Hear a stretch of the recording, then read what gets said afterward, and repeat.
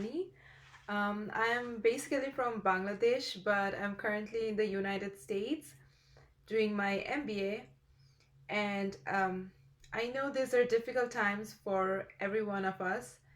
And I hope and pray that all of us, including our family members and friends, make it past these difficult times safe and healthy. But it also led me to believe that this might be a time for me to do something that I've wanted to do for some time now.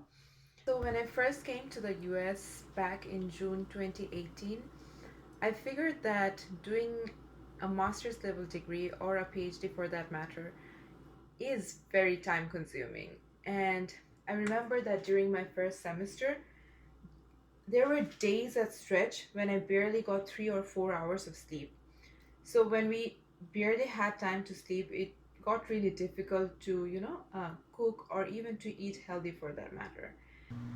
This got me thinking that maybe I should make videos of the shortcut recipes that I've figured out and share them with you because, in all honesty, it is sort of a headache when we call our moms or our mom in laws for recipes and they start with heat the oil in the pan, put in the bay leaves, the cardamoms, the cinnamons, and all other ingredients because number one, we don't always essentially have all those ingredients in our disposal, and number two, we don't usually have the time to invest in such lengthy cooking processes.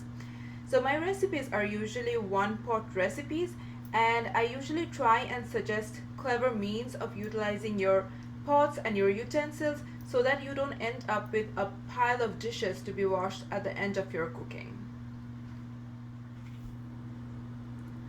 So without further ado, let us move on to the very first recipe that I will be sharing with you, and it is that of French toast. We do have both savory and sweet French toast, but my personal all-time favorite is the sweet French toast. And the best thing about this recipe is that all that you would need are always readily available in the fridge of us students. Those being bread, egg, milk, and sugar. And those are the only four ingredients that we would need for this recipe. Today I'll be making my French toast out of one egg because that's all that I can have for breakfast today. And one egg is good for you to make French toast out of 2 or 3 slices of bread. We'll start off with breaking an egg into a flatter bowl because it's always easier to soak your bread in the egg and milk mixture when you have a flatter bowl, but you can just use any bowl that suits you. So we put the egg in there and then we will put in some sugar. I've put in 3 teaspoons of sugar to the one egg that I had in this bowl, but if it turns out to be too sugary for your taste, you can cut it down to 2 teaspoons per egg for your French toast. But what I've found that if you use a little bit of extra sugar, it helps your French toast to caramelize nicely on the outside and become crunchier on the outside. And that's something that I like for my French toast to be crispy, crunchy, and caramelized on the outside, but soft and custardy on the inside. Next, we'll have to add in the milk. You can either use 2 tablespoons of liquid milk, but I always prefer using powdered milk instead. I don't know, I just like the taste of the French toast better when I use powdered milk. So I'll put in 2 teaspoons of powdered milk and then add in 2 tablespoons of water just to turn it into the 2 tablespoons of liquid milk that we would otherwise have had to use.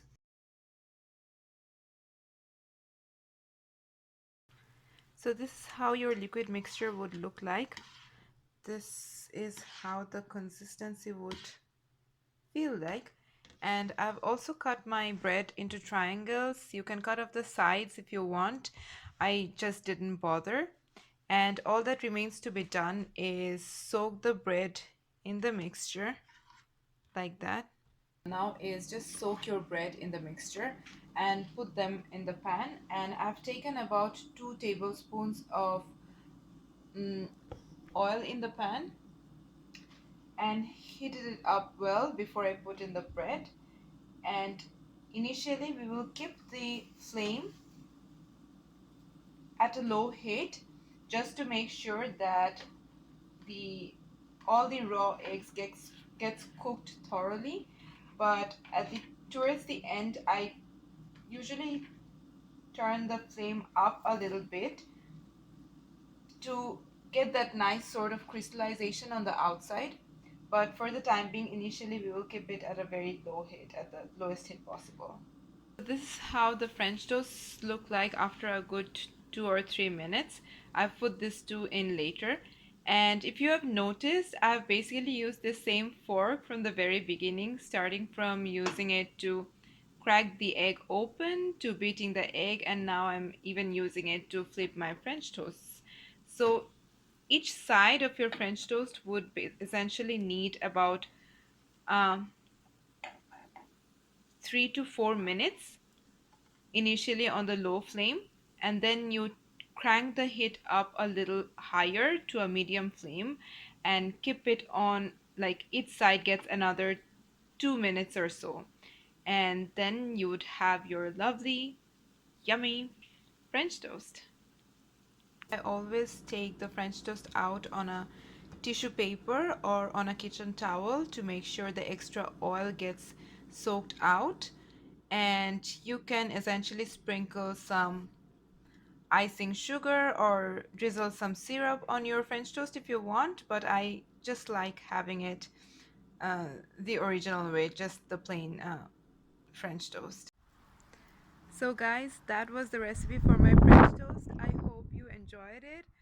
And not all of us are fortunate enough to be around our loved ones during these times.